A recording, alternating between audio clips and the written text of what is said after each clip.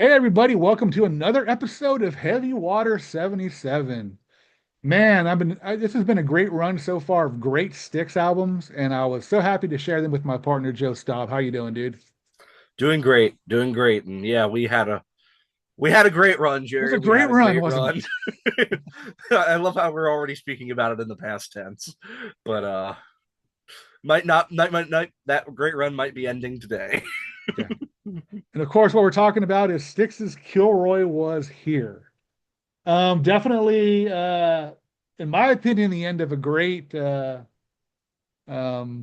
era of the band. A lot of people love this album, and I get it. It's catchy, I guess, poppy if you like that stuff. But yeah, we'll talk about that as the songs go on. So what do you got? What do you got on this album, Joe?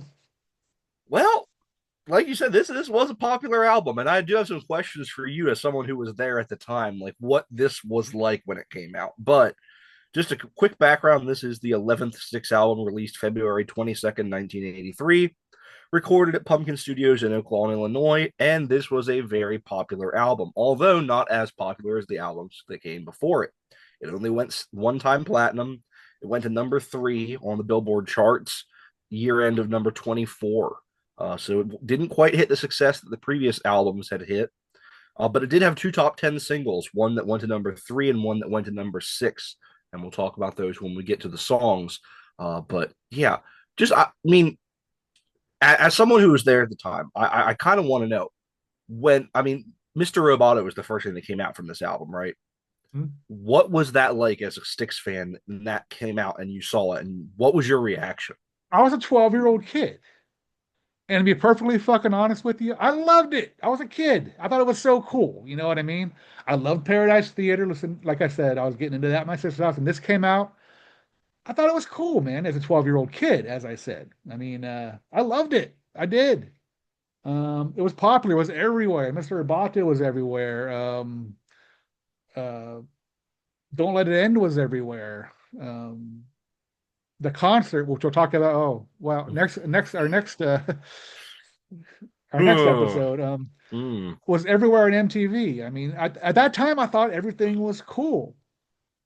Every band that was from the 70s going in the 80s did something different.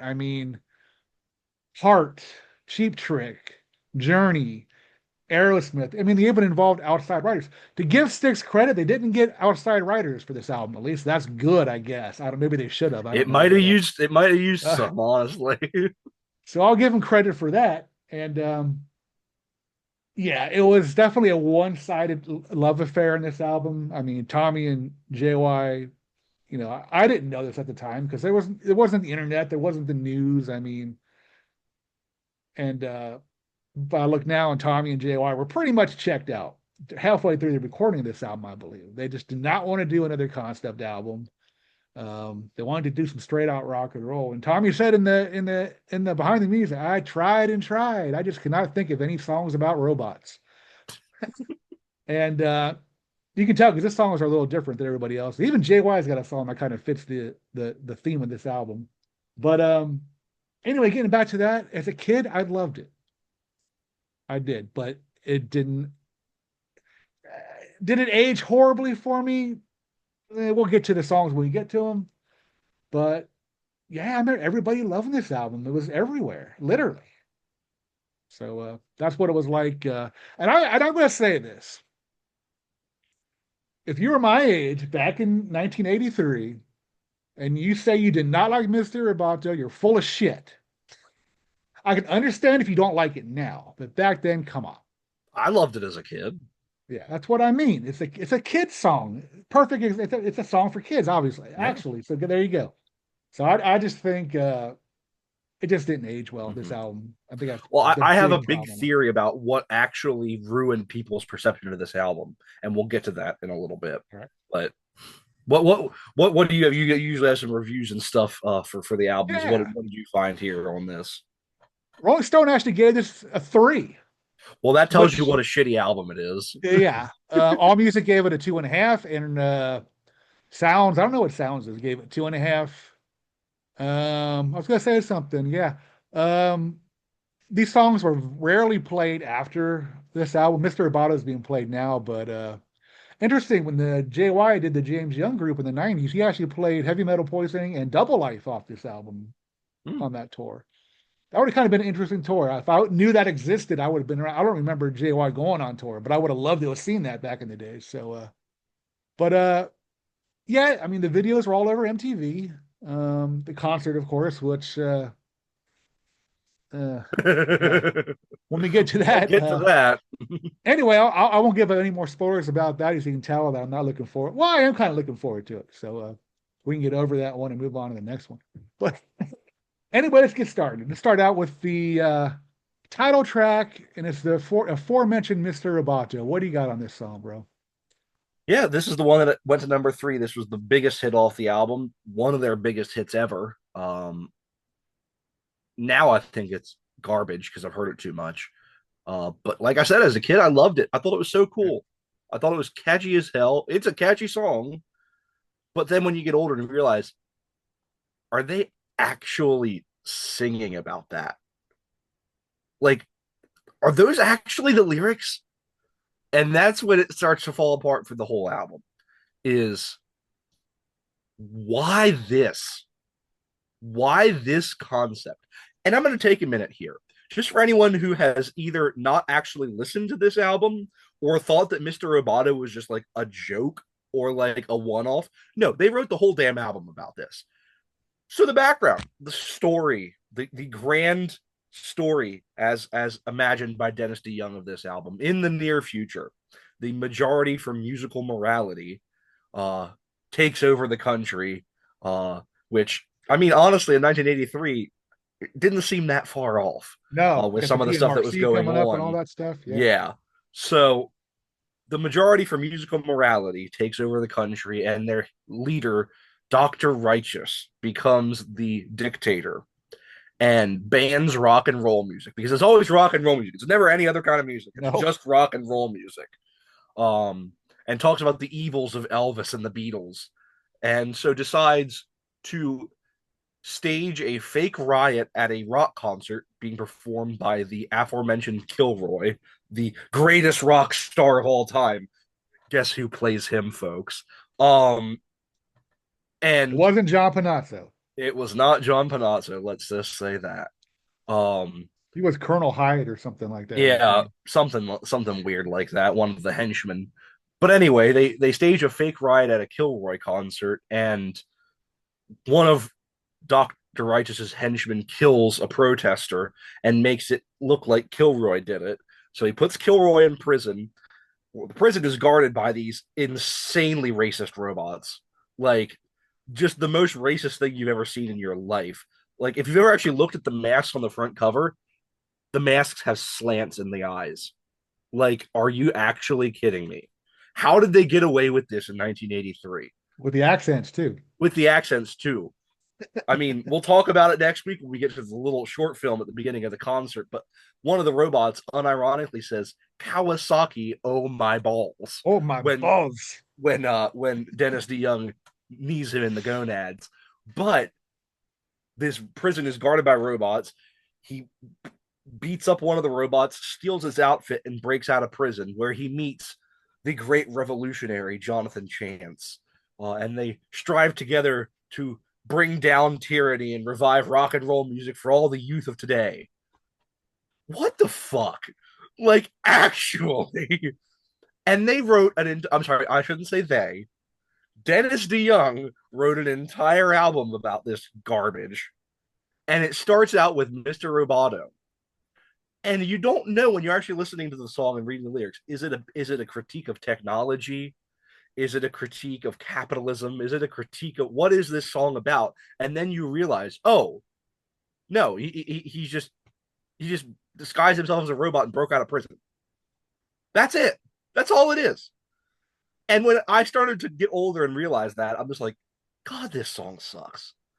And now, because everybody and their brother got on sticks for years for not playing it, every goddamn show for the last 10 fucking years, they have played this song, Yep. and it sounds as stupid as it ever has.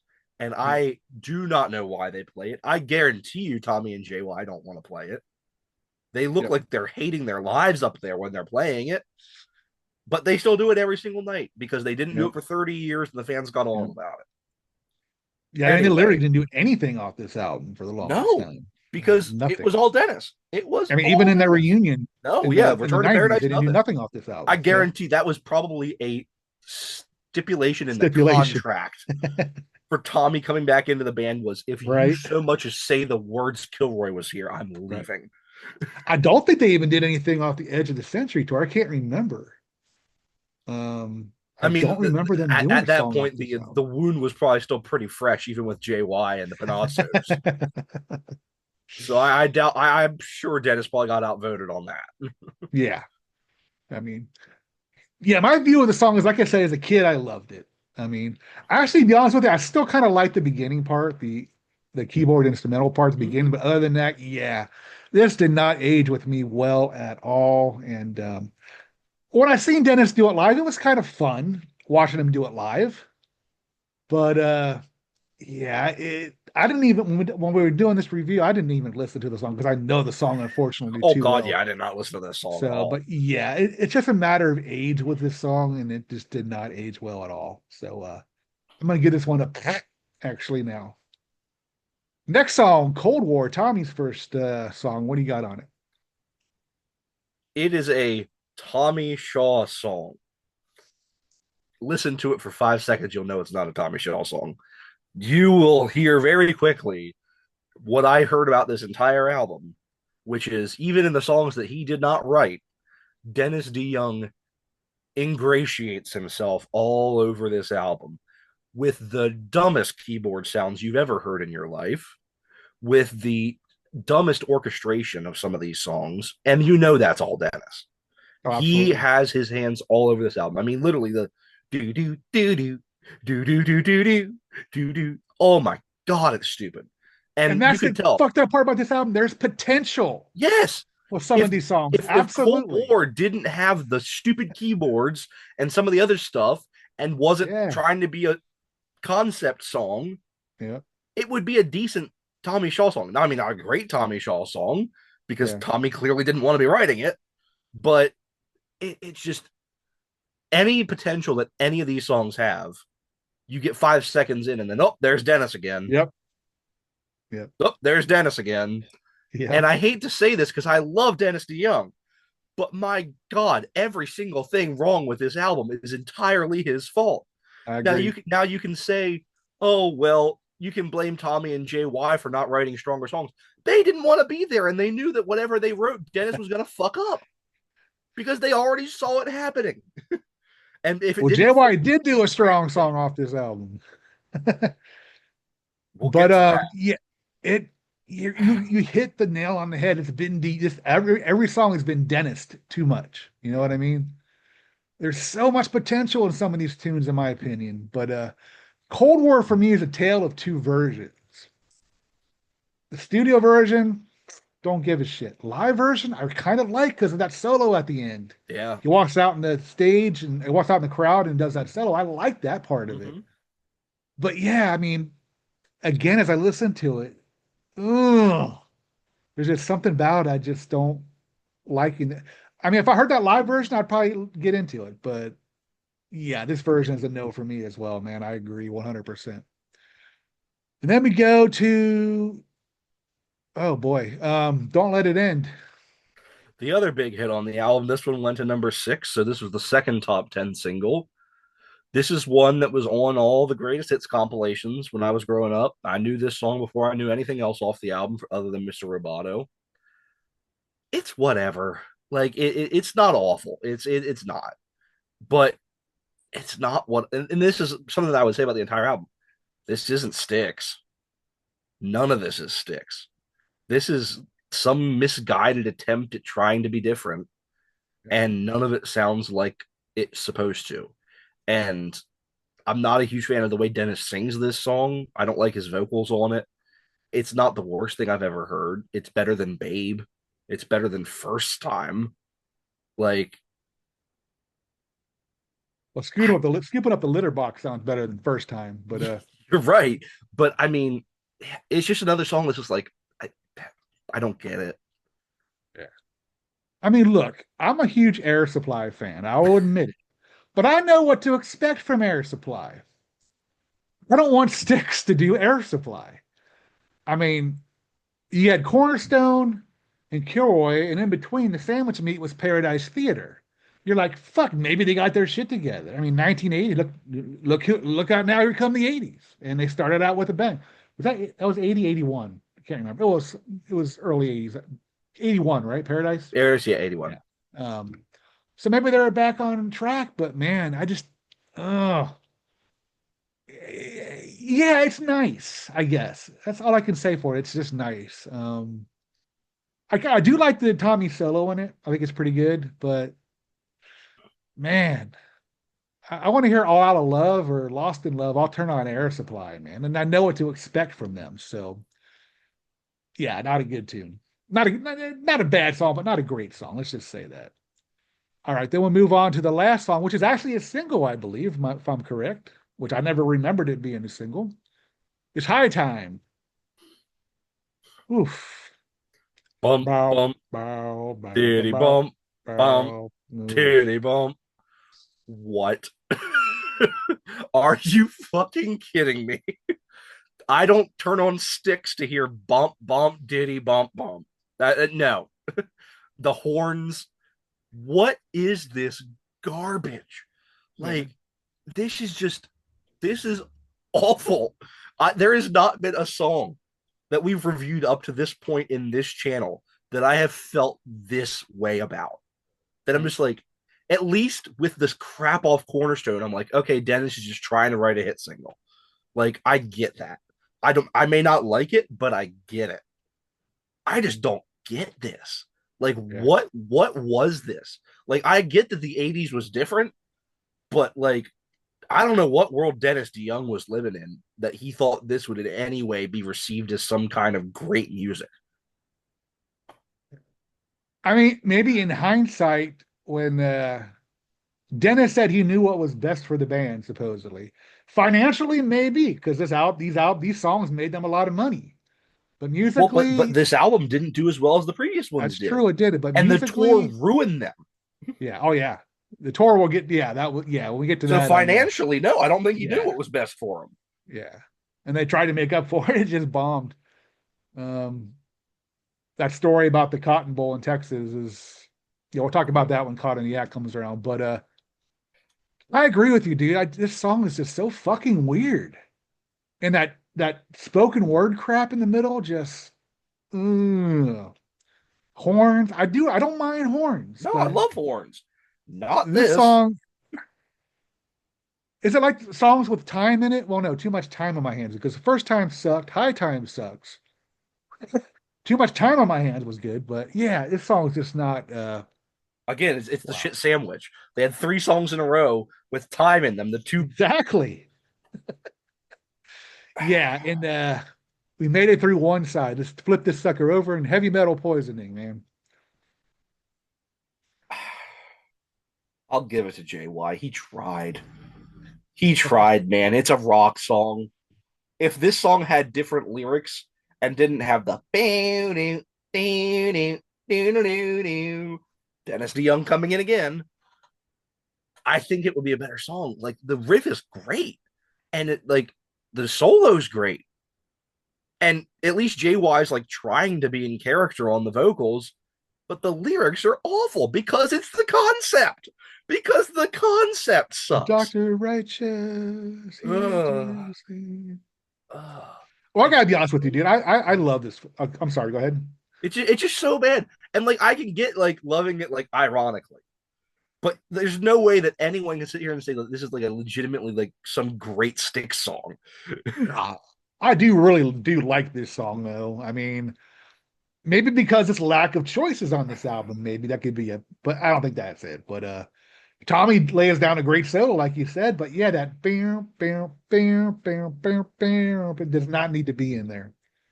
Um, I actually think this is one of Tommy Shaw's best solos. It is a great solo.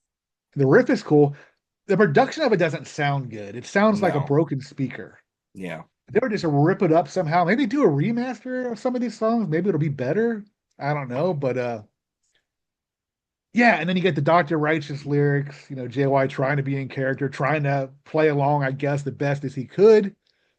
Um, yeah, maybe it is lack of options. That's why I really do like this song. I always thought it was a cool tune, so I don't have a problem with it. Um, just get through this night. I'm just trying to get through this album, man. Like this is another weird song. It's just like there's just weird noises and like it's 5.5 minutes long for no reason at all.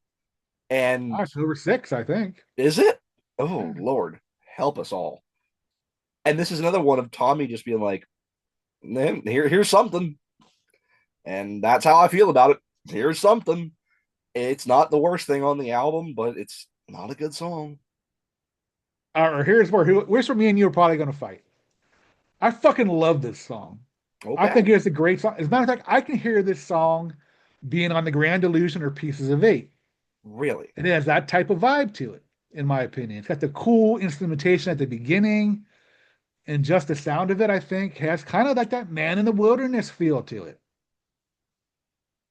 I just always liked this song. This is one of the songs that I probably would go back to the most on this album. I feel like I might just be biased because of just it is so it's buried this deep into the album that I Yeah. had to listen to 5 tracks of utter garbage to get here. And I'm just kind of like out of it at this point. I feel like maybe if I just went back and listened to this song by itself when I wasn't mad at Sticks, I might like it because it's Tommy. So there immediately there's a check mark for it. It's a Tommy song. It from what I remember, Dennis didn't do too much to fuck this one up. And I don't know. Like at this point, it was just like, oh, yep, there's another song on this album. Yep, there it is. Maybe it's got that cool Egyptian type of opening. I think it was really cool about this song, and it ended the same way. A really kind of cool, slow instrumentation. Yeah, this song is a definite winner for me. I love this song. Best song off this album by a long shot. And then we move into JY territory yet again in Double Life. I mean, this one's nothing special, but it's not awful. Uh, JY does a decent job. This one, he's not as in character as he was on the last one. Um, the lyrics aren't as stupid as they could be. I have a hard time trying to say anything good about this album, but this is one of the songs where I'm like, yeah, it's not offensive. Uh, yeah, I mean, it is what it is. Yeah, I I mean, wouldn't listen to it. it's a middle of the road song. I kind of like how haunting his vocals are a little bit in the Yeah. verses. Yeah, again, I think this is one of the songs that could have been more, I think, in my opinion, if it was just a little more heavier. Mm-hmm. But yeah, it is what it is. Um, so then we move on to Haven't We Been Here Before?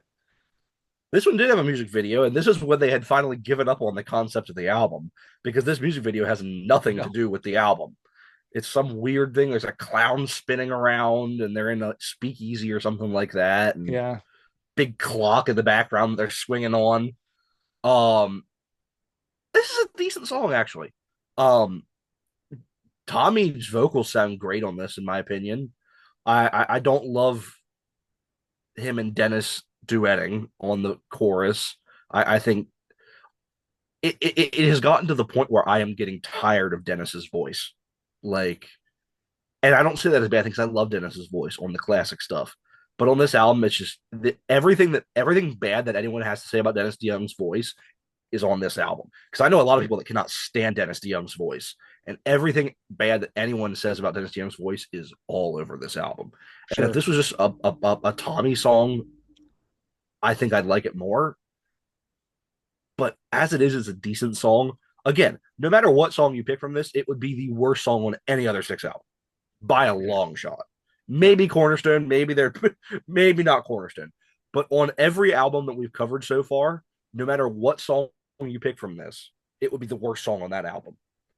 Uh, but I think this one is probably one of the ones with the most decent things to say about it, in my opinion. Yeah. Again, it's just like, yeah, it's a nice song, nothing special.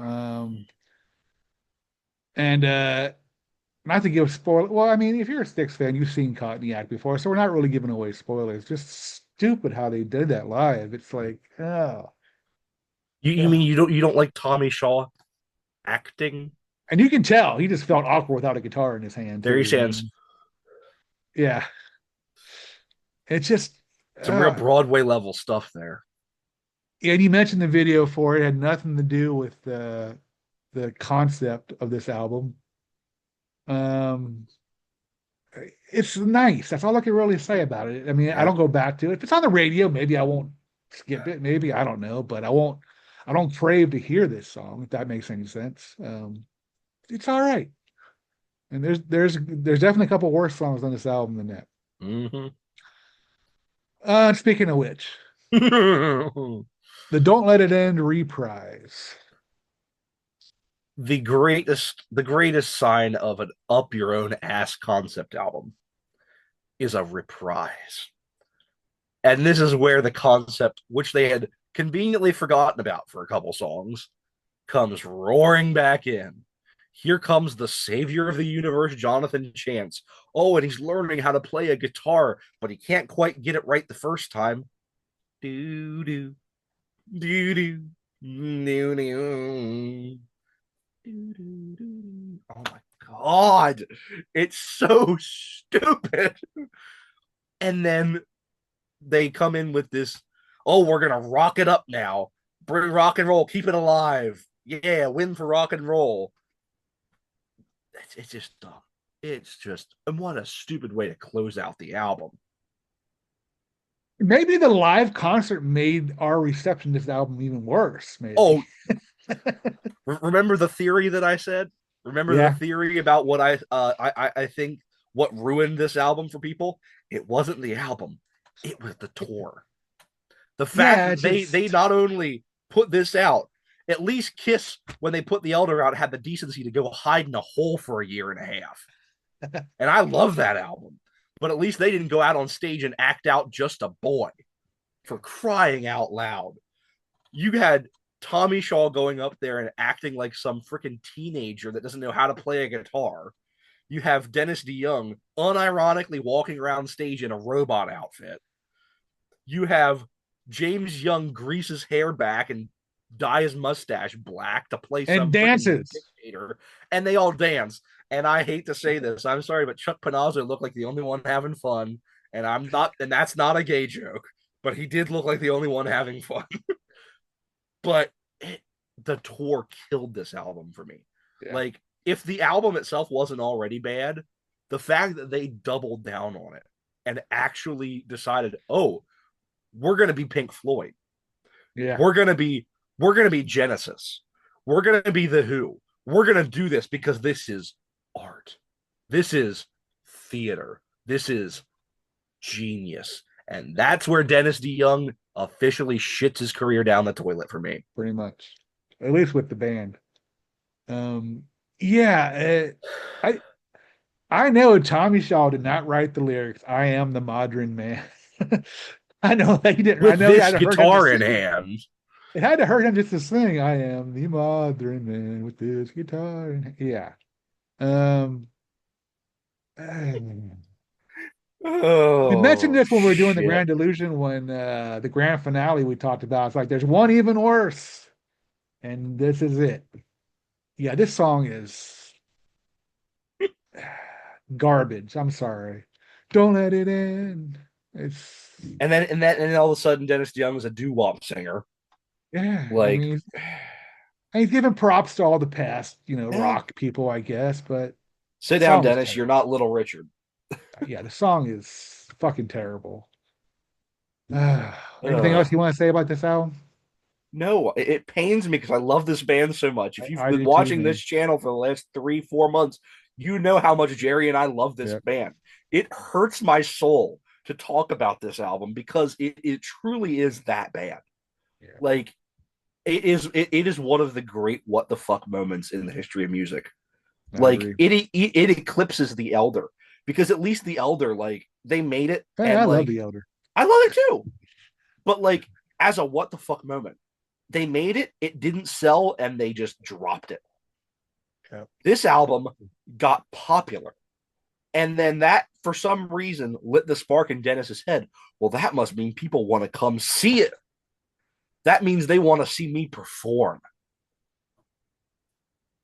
But the worst song is still yet to come. Somehow, some way, yes. Hey, everybody, it's Heavy Water 77 time. Oh boy. And we'll Um, talk about that one soon enough. yeah, as I said it before, it wouldn't be right as a Styx fan as we are to pretend that we do like this album. You know what I mean? We're being honest. And I can imagine people 10 or 15 years older than I am that the peak of their lives were in 70 Styx. Hearing this, like my sister Mary was there and she was like, what the fuck? She didn't understand this album at all. But someone growing up at my age where I was 12 and 13 was cool when it Mhm. came out, as I Yeah. said. But as far as aging, man, Yeah. nope, Or not somebody there like yet. Ralph who was like 18 at the time Yeah, and was already into Merciful Fate. Like, you're not gonna like this. no. No. And like I said, it'd be a disservice to say that, yo, man, this is a great album, blah, blah, blah, blah, blah. It's not. I hate it so much that it's the first album that we've talked about that I don't own on vinyl. Oh yeah, unfortunately, yeah. And I've passed up many opportunities over the years because it's everywhere. Every antique store, people are It's not trying to get rid expensive of their either. copies. Oh no, you could pay, you can pay a pretty penny for some of these albums, not for this one because people are itching to get rid of it. Yep. I mean, the only two I don't have, well, I have the last three, but I don't have Edge of the Century or Cyclorama. Cyclorama wasn't even released on vinyl, I don't believe. Brave New World probably wasn't either. And Brave New World, I have that on CD, but yeah, you're right. Mm-hmm. But if anybody has them and knows where I can get them, I'm sure there's got to be a little release of them somewhere out there in Europe or some shit like Yeah, that. or even just bootlegged or something. Yeah, I'd still buy it if it came out because Mm-hmm. some bands I'm a what do you call it, completist with, and Styx Yep. is definitely it. All right, man. That is our review of Styx. Kilroy was here. Boy, is it. Um, yeah, catch us both out on craniumradio.com. Joe did his first show last night, actually, which was Sunday night. He's going to be on from 9 to 11, soon to be 9 to 12. Dude, he fucking rocked it, man. Good music. Thank you. Tune in to craniumradio.com. I am on Tuesday from 4 to 7 p.m. Great rock and metal, and you definitely hear some Styx songs if you And never chose. anything off this garbage. No, yeah. But I feel sorry for Josette. I met her play Mr. Roboto a couple weeks ago. But well, she has that 80s themed, Yeah. show, and Yeah. I'm like, well, that probably fit. And yeah, pretty cool. Check us out everywhere on the Freeform Rock podcast. Joseph's on the BS sessions with us quite often. Yeah, man. Thank you all very much for watching our videos, subscribing, leaving kind words and your thoughts. And there's a couple people on there that leave information on the YouTube page that stuff I don't know, so I appreciate that. So continue doing that, please. Tell a friend, and Tell we an will see enemy. you. Yeah, we will see you next time when we talk about part two to Kilroy was here. I guess maybe you can call it. I don't know, but yeah. I don't know, maybe we'll get some people on here to share the pain. I don't know. We'll see how that goes next week. Make other people suffer through this with us. Exactly. Make them all watch the whole thing. Ah, All right, guys. Y'all take care, Joseph, man. Love you, brother. Take care, man. see ya.